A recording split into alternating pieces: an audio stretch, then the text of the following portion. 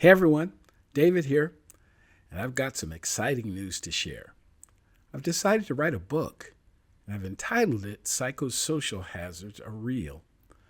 The book is intended to help clarify the fact that psychological safety cannot be achieved without paying attention to the psychosocial hazards people are being exposed to.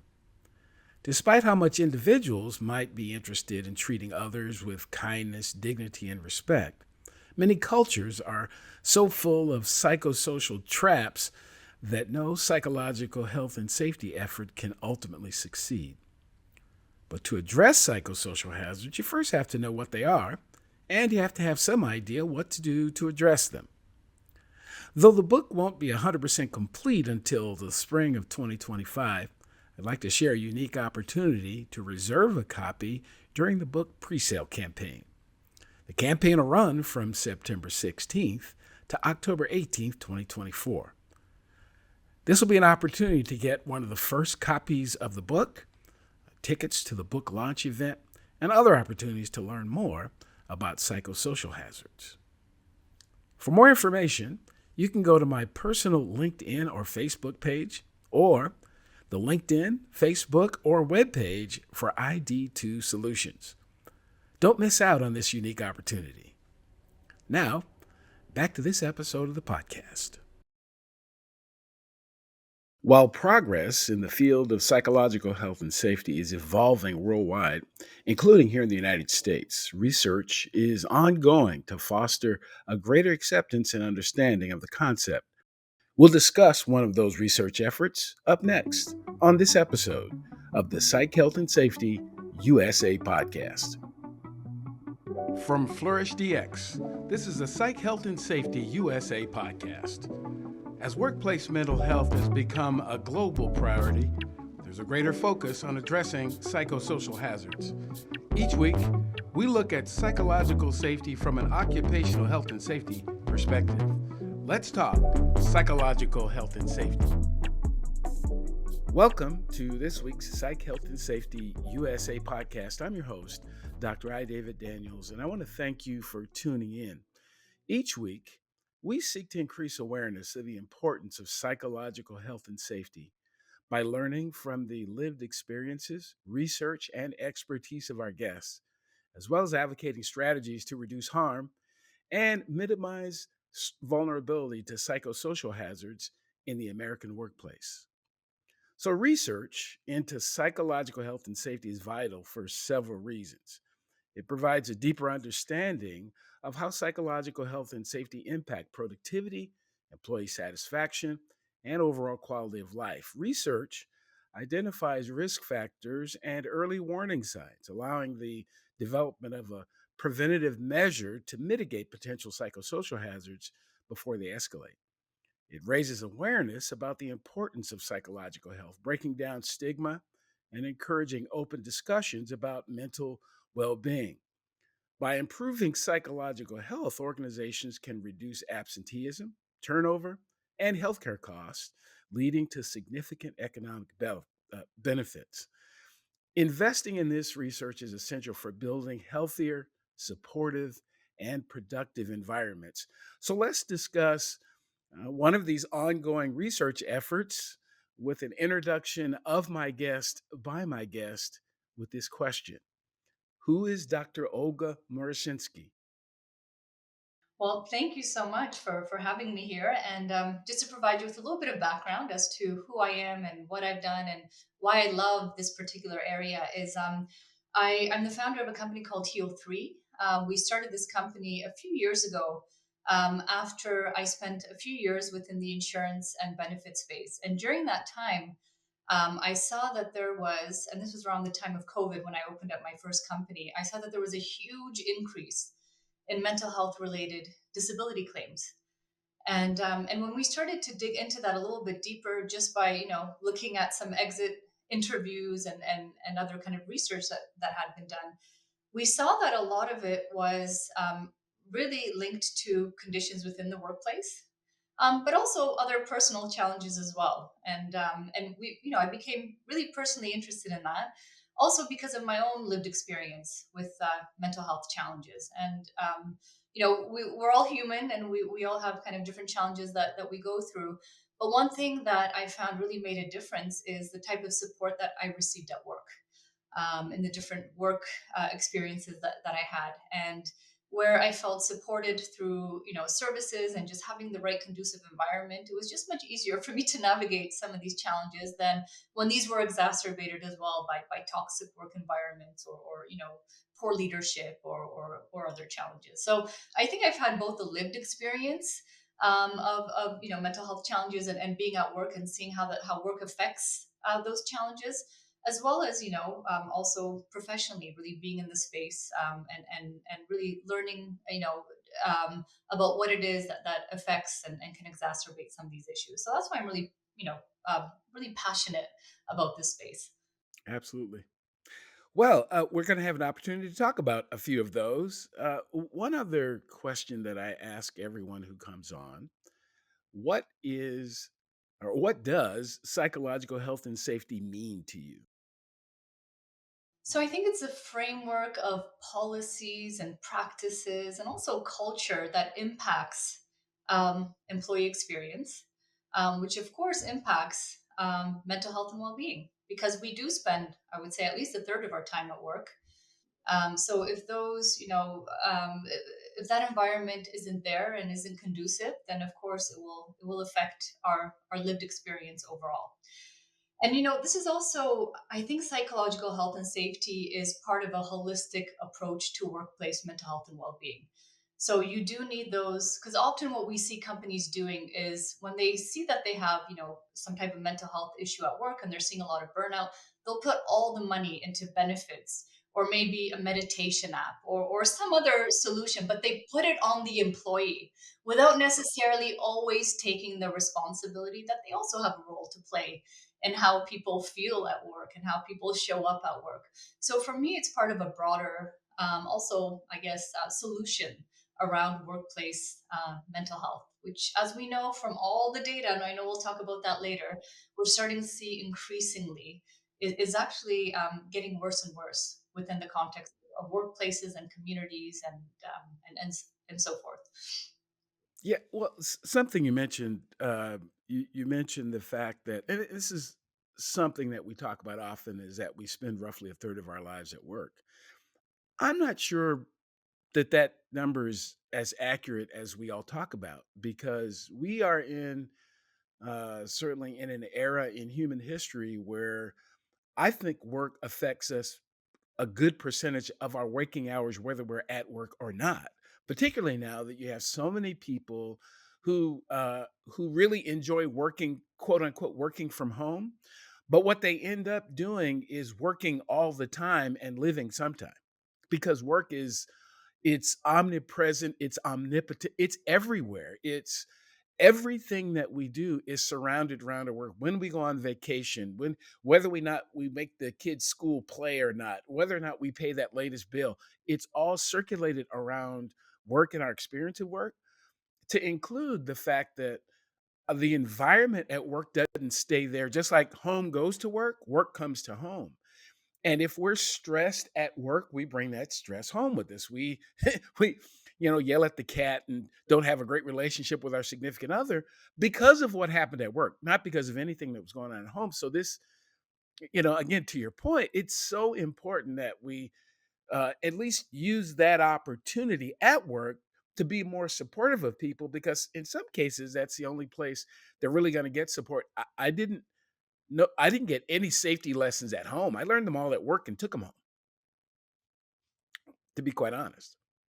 And just to give you kind of an interesting data point around that, so there's been some studies done, and it shows that work has a bigger influence on our mental health. Our bosses have a bigger influence on our mental health than even our spouses and therapists. So can you imagine? So when we're talking about, and it's because increasingly there's less of a separation between work and everything else, right? I mean, we our emails on our phone all the time, and some of us are working when we get home, and we're thinking about work when we wake up at 3 o'clock in the morning.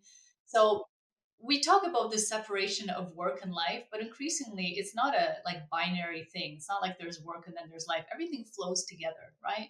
Which is why it's so important that all of those factors and that kind of almost that infrastructure is there for us to not only thrive at work, but also outside, right? Because we never really leave work, I think, Right. in many. That's right. That's right. That's right. That's right. So you mentioned it a little in your opener, kind of describing yourself. So was there? I guess I'm understanding you as much as you're a psychological health and safety researcher, but you have some experience yourself. Could you chat a little bit about was there a particular period, a particular thing, a particular situation that caused you to get interested in psychological health and safety? Yeah, so I think probably my what really drove me to not only have an interest but to really be passionate about this space was my own experience with burnout. And there's been twice in my career where I've literally had to leave work because I was profoundly burnt out. And just to say, burnout is not actually like a medical condition, it's a combination of symptoms of extreme stress and other things. And it got to the point, both times actually, where I barely was able to get out of bed. And I was only able to get out of bed to take my daughter to school, and just to do those things that are really, I consider, most important in my life, which was so, I mean, for me, I'm hyper motivated, I'm hyper focused on my career. So the fact that this could have happened to me at the time was so difficult and painful. And I had a chance to really look at what it was that led to this personal experience. And in both situations, I had wonderful benefits at work. I had lots of support around my mental health, but there were still, I think, almost things built into my job where I was always working, always pushing myself, and this went on for years. And we can't just blame the workplace. This was also something that I had to take responsibility for. Sometimes there's times where you need to stop. There's times where you need to breathe. There's times when you need to say no. So it's almost, and that really, that got me passionate about the topic of mental health.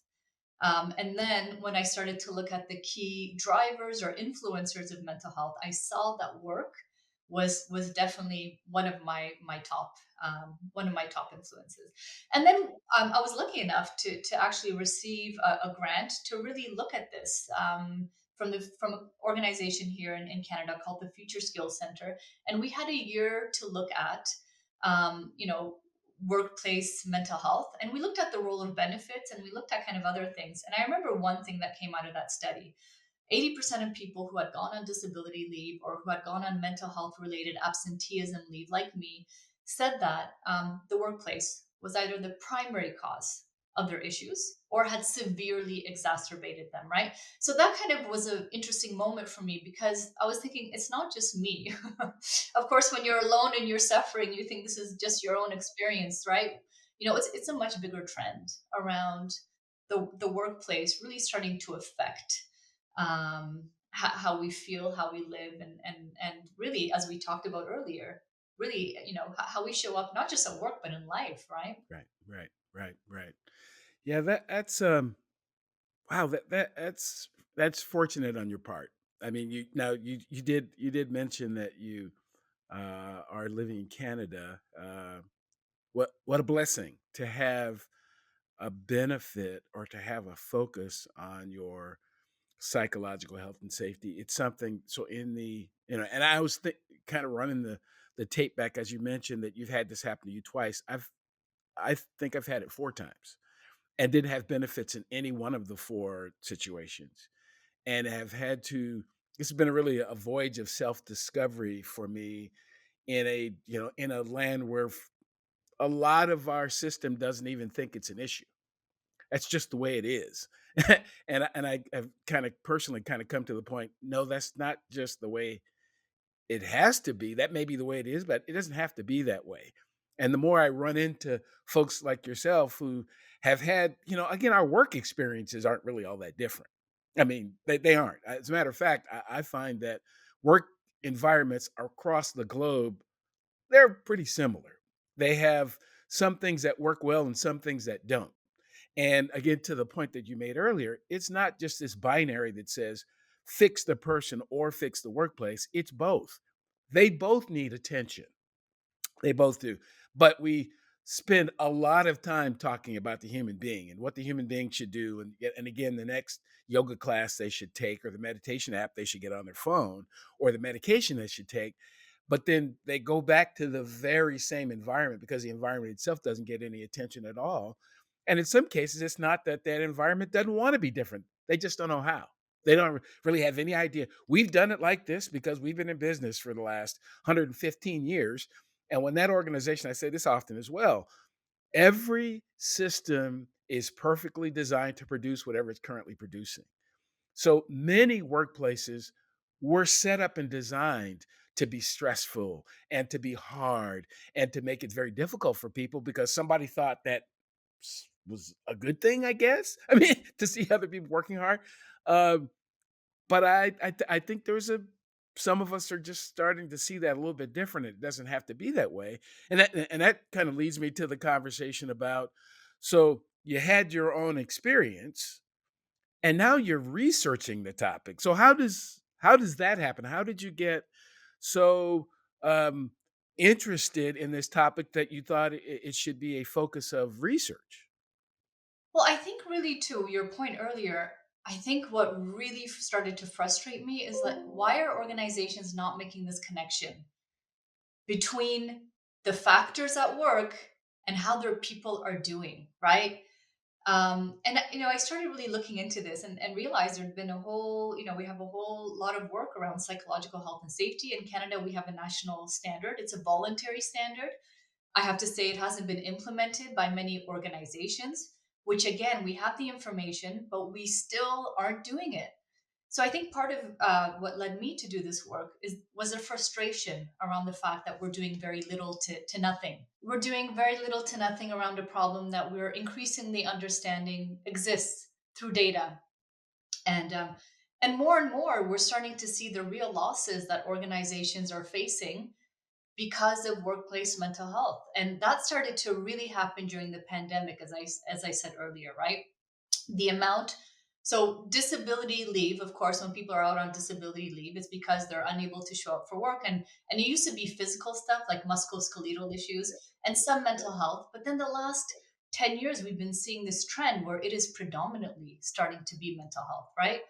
um, so if we know that, and these are already claims that organizations are paying out, obviously we can start to make that connection a little bit stronger, right? Between the fact that if people are unwell at work, and there's obviously a huge cost, and we've got lots of other data points that also illustrate that. I know we'll talk about that a little bit later, right? But I think the frustration for me is that we need to show organizations that there's a business case for investing in this. And we're still, this isn't legislated anywhere. We're starting to see more, in Australia and in a few other countries, but in North America, we're quite far behind around this legislative move. So it's right now for organizations, it's a nice to have. It's something that they might do as part of, maybe some diversity, equity, and inclusion initiatives or something else, but it is not, it's still, that urgency isn't there for organizations to invest in this area. Right, right.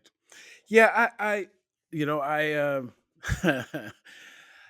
I've heard both sides of it. Well, I guess there's three sides to the conversation. There's one side that says, there's a standard, there's a way to do this. We should just kind of encourage people. There's another that says, and it's a fairly limited view that says this is the law, you have to do it. And then there's the one that says it's not a big deal at all. And having now, I kind of understand a little bit about all three because, as I share often, as a matter of fact, this podcast is sponsored by an organization in Australia where it's the law.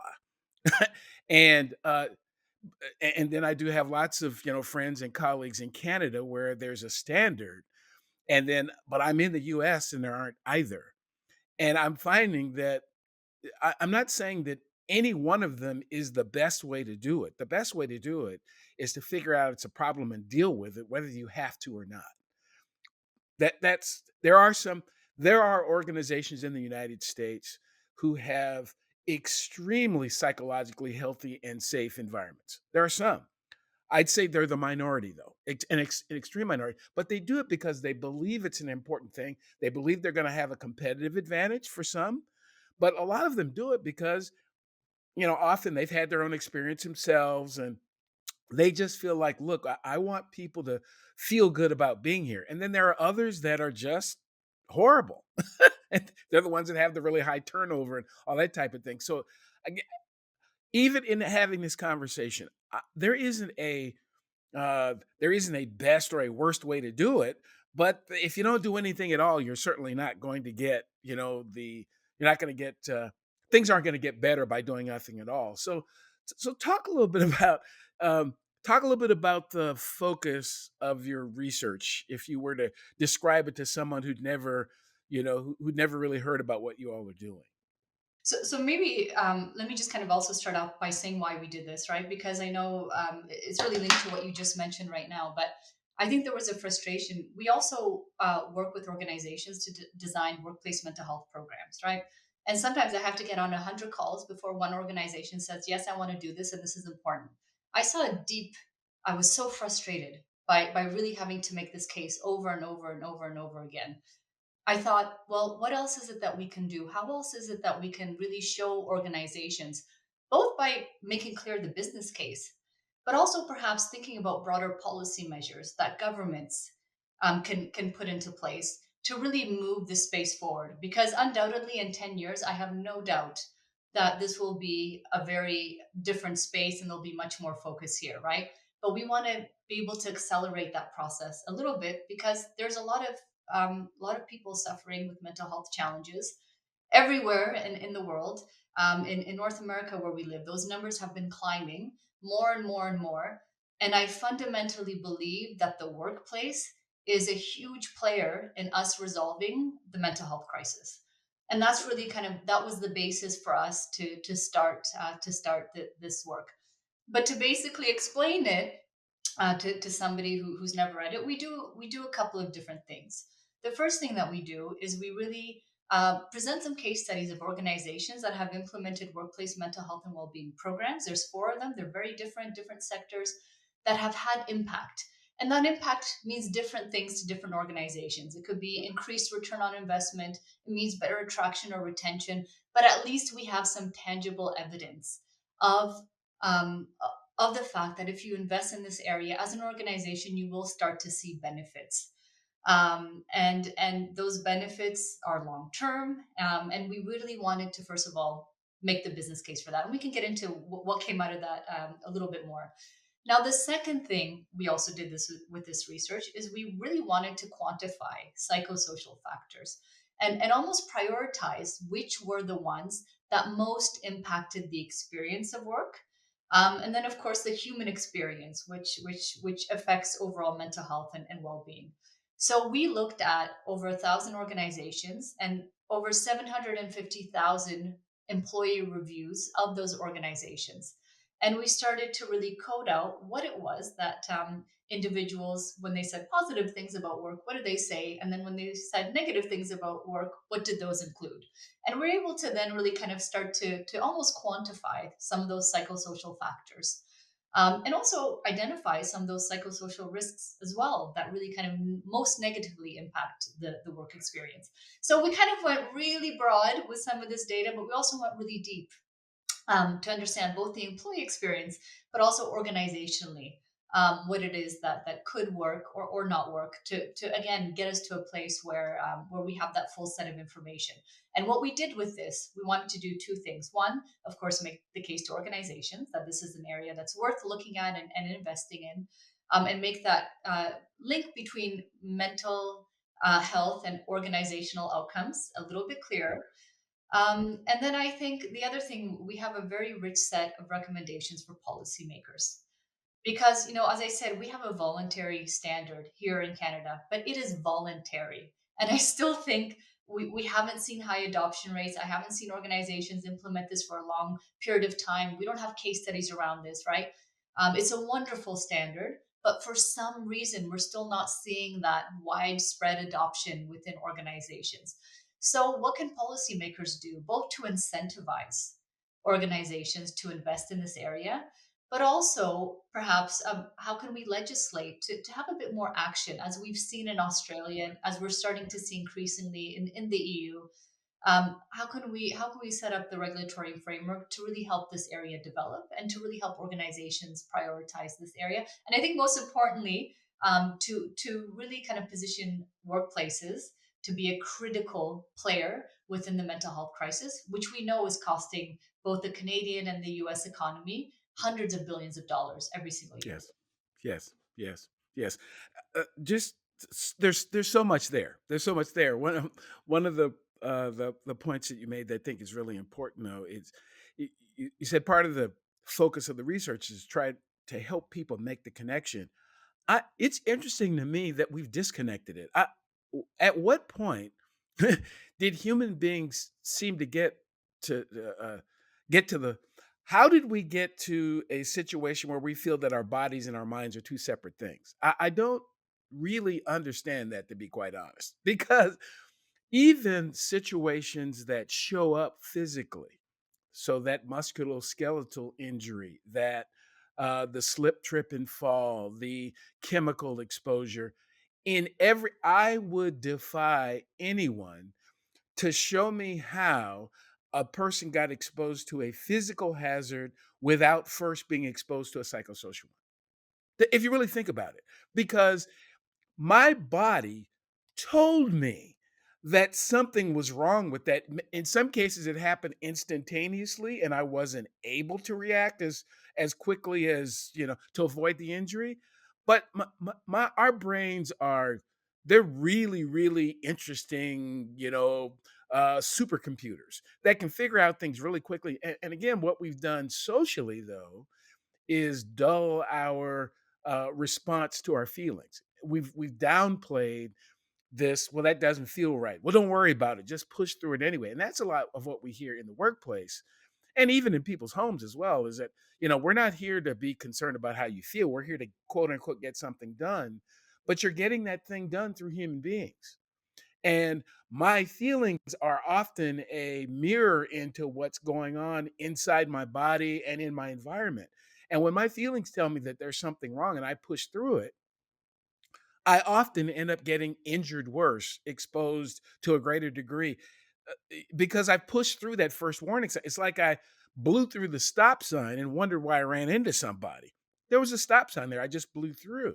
And so again, this is not a binary. It is not this or that. They are both important. My feelings should matter at work because I'm here and they're a part of me. They're a part of what causes me to behave the way that I do. And so it's really interesting, again, to hear this body of research trying to help people bring it back together. It was never really separated. It isn't separated, but to help people to recognize these aren't two separate things. They're connected. You know, there's a reason why people are leaving your organization. Do you need more psych health and safety in your life? Then head over to the FlourishDX Academy for several free on-demand e-learning courses. If you're an internal professional, follow FlourishDX on Eventbrite to register for any of our free fortnightly interactive webinars. Our flagship professional practice program is also exclusively available for internal professionals. The 12-week course blends theory, applied practice, and interaction with other professionals through live lectures and a monthly community of practice session. Find out more about all these learning opportunities or inquire about a bespoke in-house training at the FlourishDX Academy. www.45003.org. Now back to this episode. And I always think about it. It's like, I remember my mother telling me when I was a budding teenager, she said, when you break up with somebody, make sure you left them better off than they were before. And it should be the same with organizations. I think your success as an organization is by what you hear when people leave.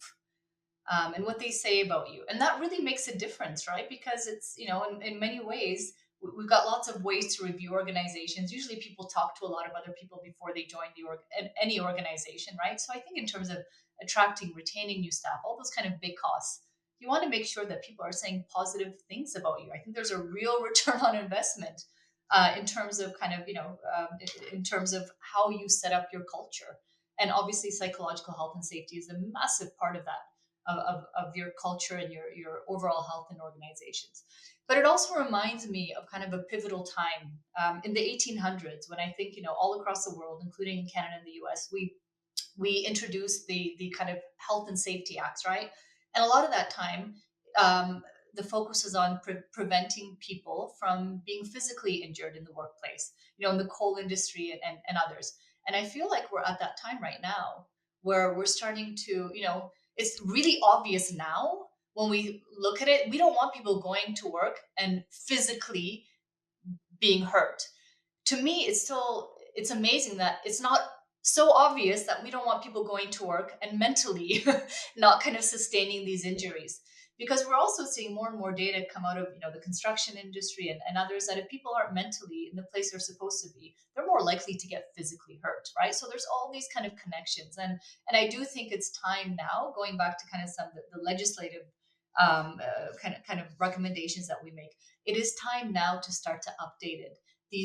These very archaic occupational health and safety, and it's already starting to happen, to include psychological health just as much as we do physical health. And I think we'll start to see over the next 5 years. In Canada, British Columbia is in the process of doing that right now. And I think we'll start to see a lot of other provinces, and then hopefully we'll see, also that much more in the US, where we see kind of the occupational health and safety legislation updated. Yeah, uh, uh, I believe one of the really strong approaches to addressing mental health related issues is through a health and safety kind of lens, because a lot of the approaches, at least that I've seen, have been focused more from a mental and emotional health perspective. They're driven by psychologists and psychiatrists and mental health providers, and mental health still, unfortunately, has such a stigma associated with it that people don't want to even admit that I have mental health challenges. That's not something that comes out of people's mouths all that often, because there's this misunderstanding that mental health and mental illness are the same thing. And they're not. They're connected, but they're not necessarily the same thing.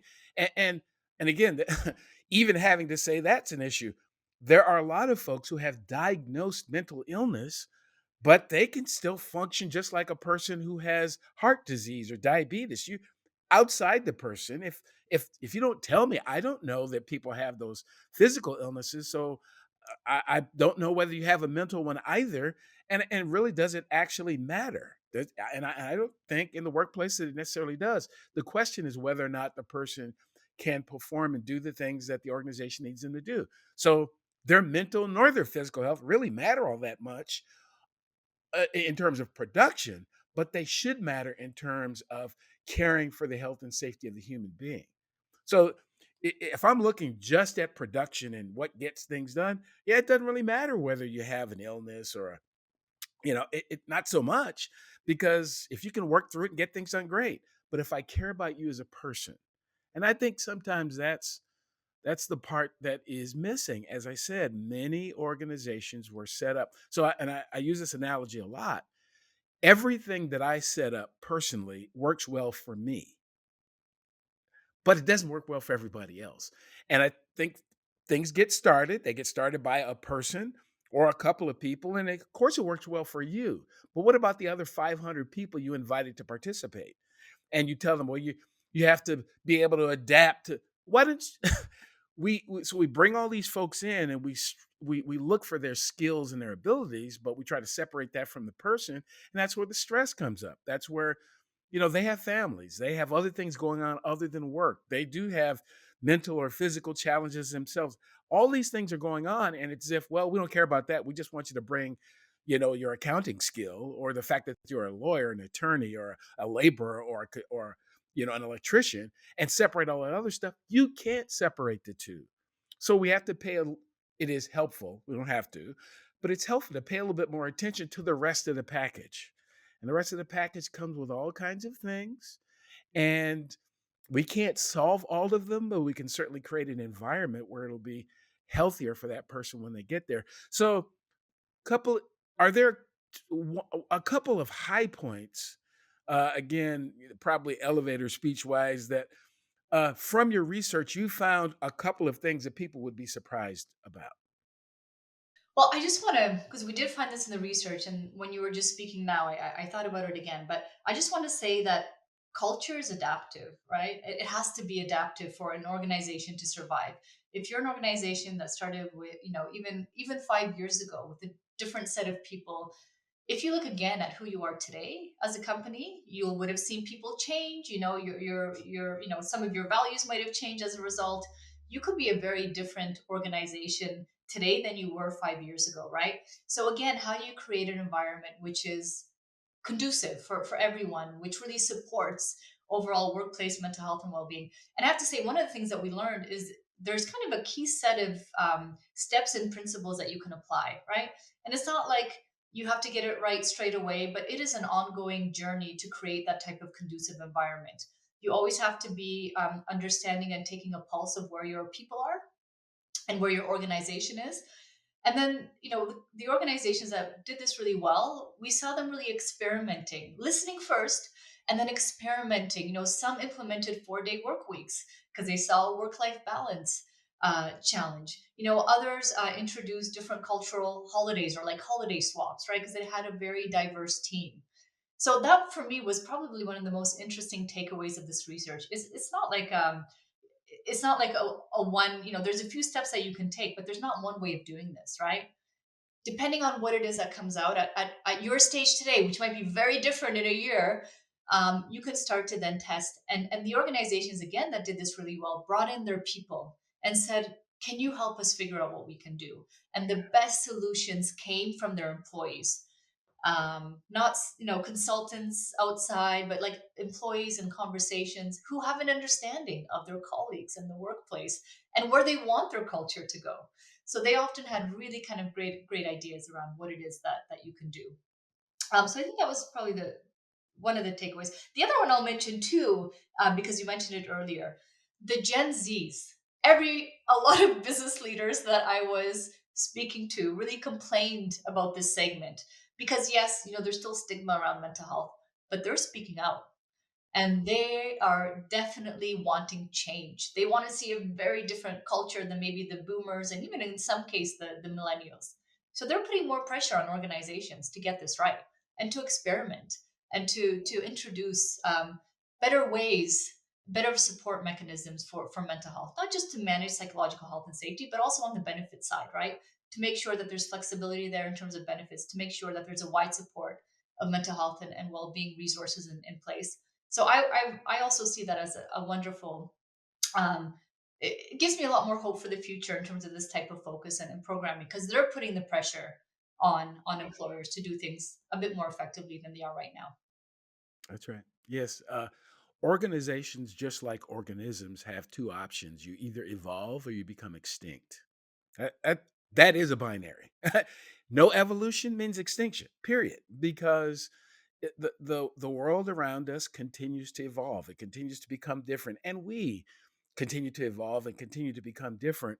So again, I spent again. I mention this often. I spent 3 decades in the fire rescue service, very kind of hierarchical, kind of traditional type of institutional organization. But things that don't change end up not being around. Because you have to. And for those organizations who say, "Look, I don't know what's up with those kids. They don't get it." No, really, you don't really get it. They get it, and they're going to be around long enough to cause what they believe to happen, and you probably won't. But that's how things work, and it seems to me to be easier. I want to hitch my wagon to the thing that's changing, to be quite honest. I think it'll help me be around longer if I can continue to evolve and see things new and not just doing them the way that I did them before. And that and the other thing about this conversation is that should not be taken as some sort of uh, disservice to what folks did 10 years ago. That worked then. The question is, does it work now? And we're finding that emotionally it doesn't work as well. Even for me, it doesn't work as well as it used to. And do we want to do great things, or we just want to be what we've always been? Yeah, interesting question. So Um, so, how can your research, at least from your view, how can it? Because sometimes when we talk to folks who are perceived as academics, the folks in the practical world, that's not extremely practical. How are you making the connection between research and practical application? Yeah, so that's a great question. I think the first thing is that we were able to now do two things, right? So the first thing is to help identify some of the top psychosocial factors that organizations just have to look out for, right? And just have to keep an eye on. And I'll tell you maybe the kind of top ones that came out. One was pay and compensation, right? So you definitely want to make sure, and that's not a surprise. Sorry, compensation and benefits, and again, that's not a surprise because we have high interest rates, rents are going up, cost of mortgage is going up, cost of living is going up. Overall, I can go on and on and on, right? So now that's really becoming top of mind. So ensuring, first of all, that wage increases kind of try to keep up with inflation, I think is really important for organizations. So when you're doing these diagnostics, that's definitely one thing that you want to keep an eye on. The second one we saw was interpersonal relationships, right? And to me, that is so interesting because work to me is now becoming one of the few places where people can really connect. I think, historically, we're seeing less and less, communities not being as strong as they were before. We're seeing less people go to church, for example, and especially in Canada, where often that's a place where you gather and reconnected. So it seems like work is one of the few places where people can go and connect with others, and start to form those friendships and long term relationships, kind of almost have that social capital, which is important for so many other things, our emotional health, our mental health, but also even our future jobs, right? So, again, that was another one. And the reason this is important is because we're seeing more and more organizations, and we saw that within the case studies that we did, organizations focusing specifically on bringing their people together, especially when they work remotely. So one organization we featured, they did a retreat. They took all their people, they flew them from all across the country, and they went to a lake and they spent a week connecting with each other. That's pretty much all they did. They just connected. And for me, that's so critical because it really impacts how people show up for work. If you have colleagues you like, or vice versa, if you have poor leadership or bullying or other things, it's really going to impact how you feel. The third one we saw was work-life balance. Again, this isn't really surprising. We talked about this earlier, but having the ability for people to feel like they can go and shut off is so critical to their overall mental health and well-being. And we saw within those reviews, when we looked at those over 750,000 reviews, how people were, and we have legislation here which doesn't allow this, but how people are receiving emails at midnight, and how it's 7 p.m. and they can't leave because their boss hasn't left. And there's definitely checks and balances that I think need to be put in place to make sure that balance is one that serves the employees.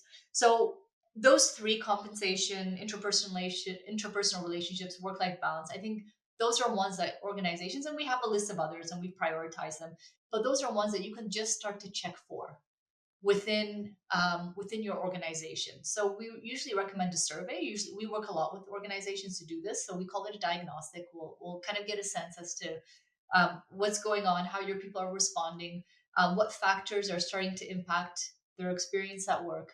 And we're also able then, based on some of these factors, we provided some interesting examples from organizations that had flagged these factors and then designed programming that really impacted them. So that example I gave earlier around interpersonal relationships, right? So those retreats where you bring people together, around compensation, ensuring that you're frequently making sure that your wages are aligned to rising inflation, and things like that. There's things that you can really do that could impact your culture and really kind of make a difference in employee experience.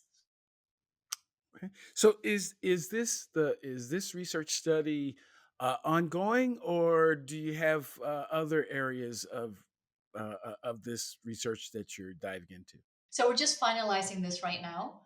And over the next few months, we really want to just get this out there. We want to get this to different organizations, start talking about the business case, get this on the radar for policymakers. So I think we're at a point where we're just, we're starting to get to the discussion phase now. We've got all the data and we know what some of the challenges are, but let's have a real conversation around why this is important and why this is the right time to start kind of moving forward, not only from a policy angle where we mandate, these types of changes, but also from the organizations where we show there's a business case to do more um, in this space. Right, right. Absolutely.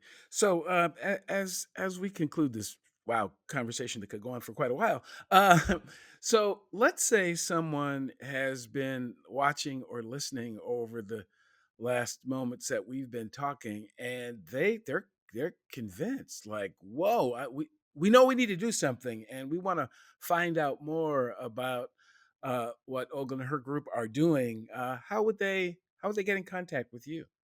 So definitely come and visit our website. So we're at www.heal3.com.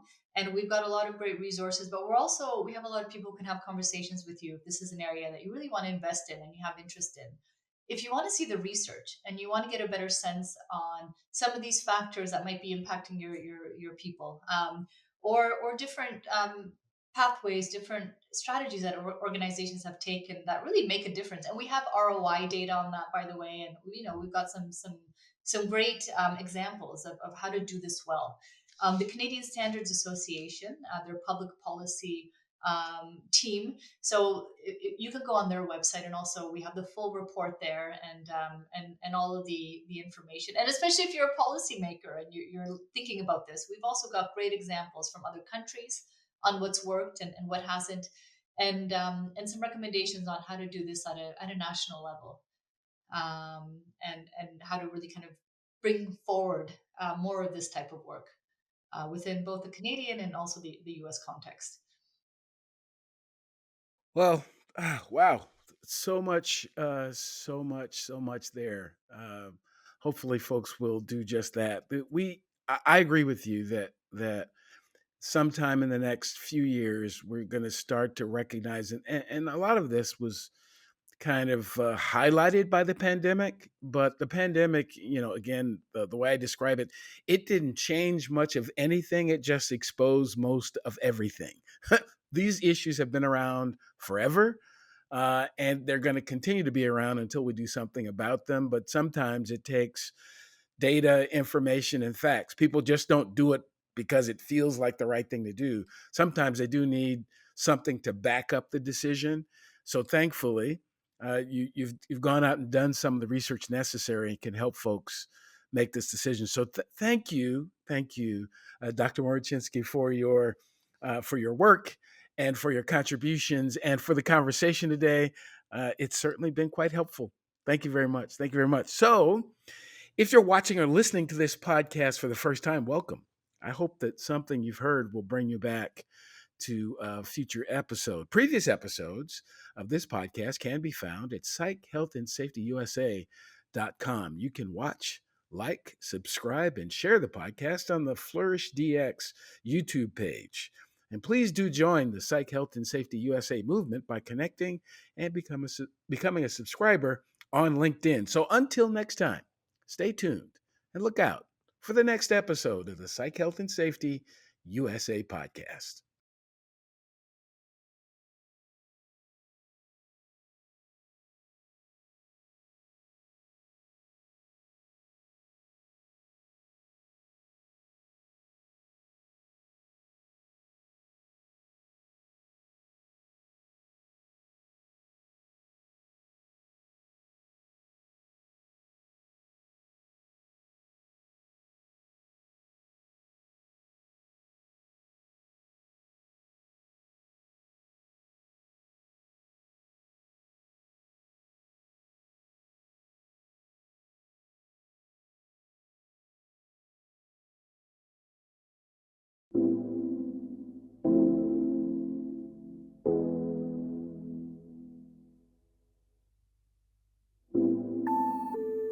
Tune in each week for new episodes of the Psych Health and Safety USA podcast.